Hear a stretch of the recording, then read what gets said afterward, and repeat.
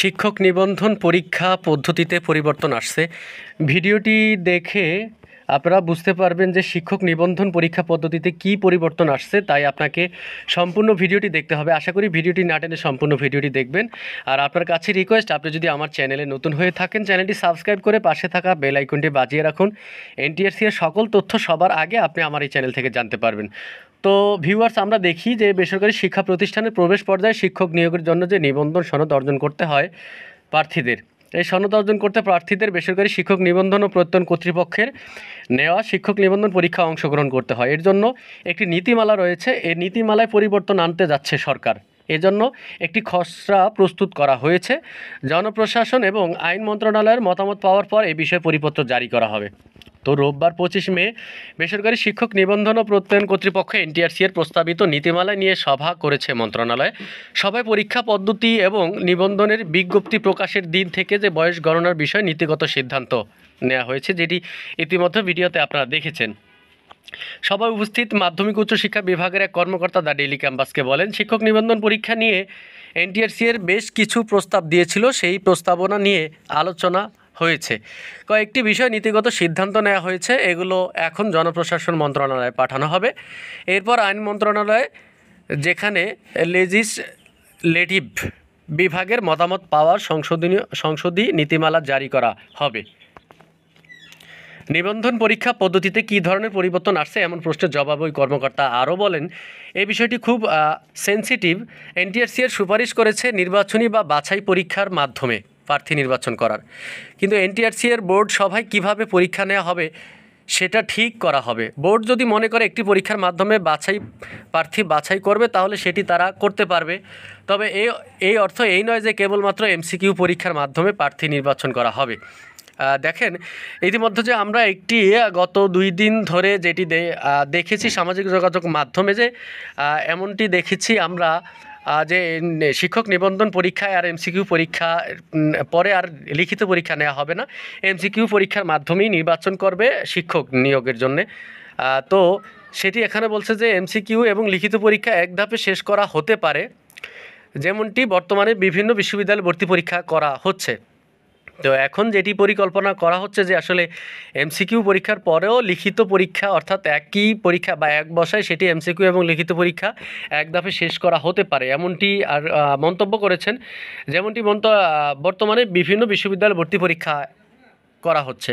লিখিত পরীক্ষা পুরোপুরি উঠে যাবে কি না এমন প্রশ্নের জবাব ওই কর্মকর্তা জানান যে শিক্ষক নিবন্ধন পরীক্ষা অসংখ্য প্রার্থী অংশগ্রহণ করে থাকেন, যার ফলে নিবন্ধন পরীক্ষা শেষ করতে দীর্ঘ সময় লেগে যাচ্ছে। এই সময় কমিয়ে আনার জন্য এনটিআরসি এর এমন প্রস্তাব করছে। দীর্ঘদিন ধরে চলে আসা একটি পরীক্ষা পদ্ধতি হঠাৎ করে বন্ধ করে দেওয়া যায় না। এছাড়া লিখিত পরীক্ষা না নিলে প্রার্থীদের বিষয়ভিত্তিক দক্ষতাও যাচাই করা সম্ভব নয়। এজন্য লিখিত অংশ রেখেই পরীক্ষা পদ্ধতিতে পরিবর্তন আনা হবে, অর্থাৎ লিখিত পরীক্ষা বাদ যাবে না, তবে লিখিত পরীক্ষা রেখেই কিন্তু এই এনটিআরসি এর শিক্ষক নিবন্ধন পরীক্ষায় কিন্তু একটা পরিবর্তন আনতে চাচ্ছে। তো শূন্যপদের দ্বিগুণ প্রার্থী ভাইবা দিতে পারবে, এখানে কি বলছে?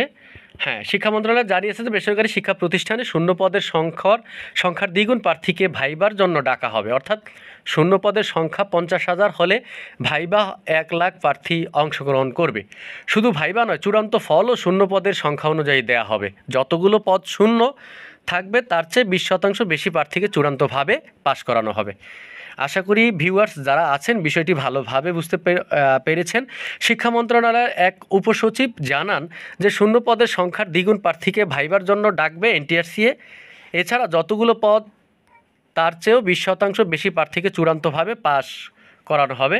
অর্থাৎ পদের সংখ্যা 1 লাখ হলে উত্তীর্ণ হবে 1,20,000।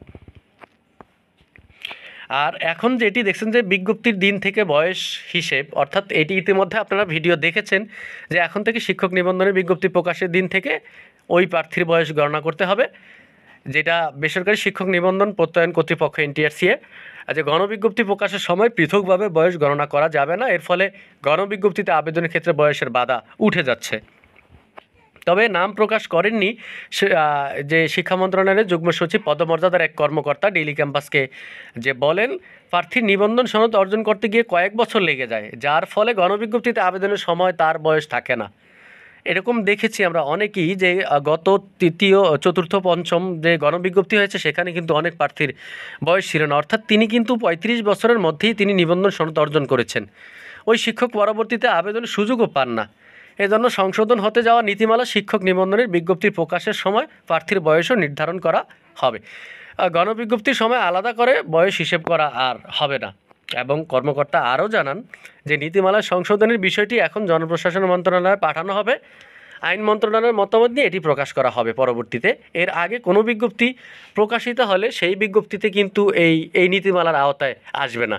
তো ভিউয়ার্স, আশা করি ভিডিওটি দেখে আপনি ভালো বুঝতে পেরেছেন।